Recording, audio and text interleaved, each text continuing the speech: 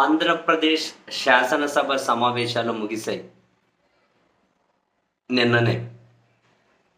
ఒకప్పుడు శాసనసభ సమావేశాలు అంటే చూడడానికి చాలా ఆసక్తి ఉంటూ ఉండే. అధికార పక్షం, ప్రతిపక్షం ఒకరికి మించి ఒకరు ప్రజా సమస్యల మీద వాళ్ళ గలం వినిపిస్తూ ఉంటే అసలు ఎవరు పర్ఫెక్ట్ నాయకులు అని చెప్పి ఒక కరెక్ట్ మెజర్మెంట్స్తో ప్రజలు తెలుసుకునే అవకాశాన్ని చట్టసభలు కల్పిస్తూ ఉండే. అంటే ఎవరి ఐడియాలజీ ఏంటి, ఎవరు ఏ పాయింట్ గురించి మాట్లాడుతున్నారు, ఎవరు ఏ అంశాన్ని చర్చకు లేవనెత్తున్నారు, ఎవరు ఏ బిల్లుకు మద్దతు ఇస్తున్నారు, ఎవరు ఏ బిల్లును వ్యతిరేకిస్తూ ఉన్నారు, ఇటువంటివన్నీ కూడా తెలుసుకునే అవకాశం ఉంటూ ఉండే. కానీ ఇప్పుడు కనీసం శాసనసభ సమావేశాలు జరిగే ముగిసిపోయి ఎవరూ కూడా దాన్ని ఆసక్తిగా చూసిండేది కనిపించలేదు. ఎందుకంటే ప్రతిపక్షం లేదు. అండ్ మండలి కాసింత కనిపించింది, ఎందుకంటే ప్రతిపక్షం ఉంది కాబట్టి. శాసనసభ 21 బిల్లులను పాస్ చేశారట. ఆ బిల్లులు ఏవేవో కూడా జనానికంతా తెలిసే ఆ పరిస్థితి కూడా లేదు. ఆ బిల్లుల మీద ఎవరేం మాట్లాడారో, వాళ్ళ వర్షన్ ఏంటో, దానివల్ల ప్రజలకు మేలు ఏంటో ఎక్కడైనా తెలిసే అవకాశం ఉందా? ఇక్కడ చర్చ జరిగితే కదా ప్రధానంగా.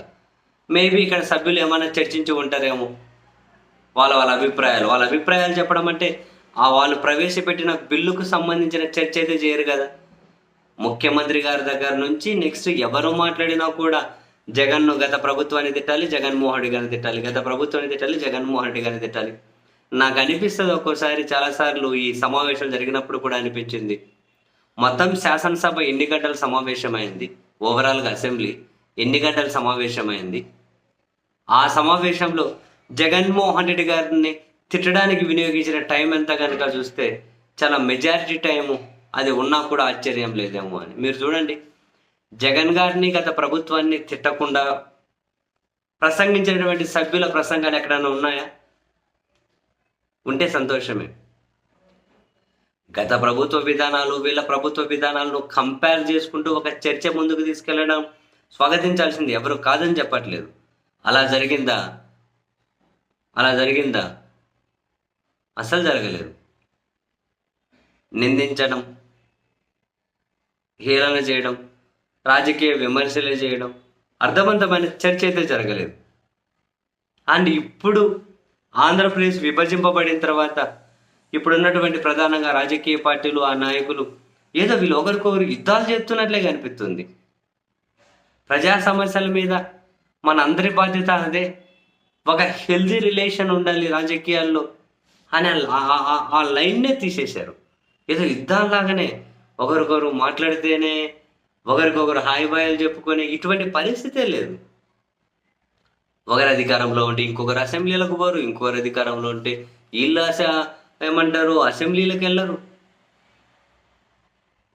అసలు ఒక కీలకమైన పాయింట్ ఏంటి అంటే, చట్టసభలు కనుక బలహీనమైతే ప్రజాస్వామ్యం ధ్వంసం అయిపోతుంది. ప్రజాస్వామ్యం ధ్వంసం అయిపోతే మొదటి బాధితులు ప్రజలే కదా, ఇంకెవరు ఉంటారు? ఎలాగున్నా ఉన్నత స్థానంలో ఉన్న వాళ్ళు బాగానే ఉంటారు, సామాన్యుల దూలే తీరిపోతుంది.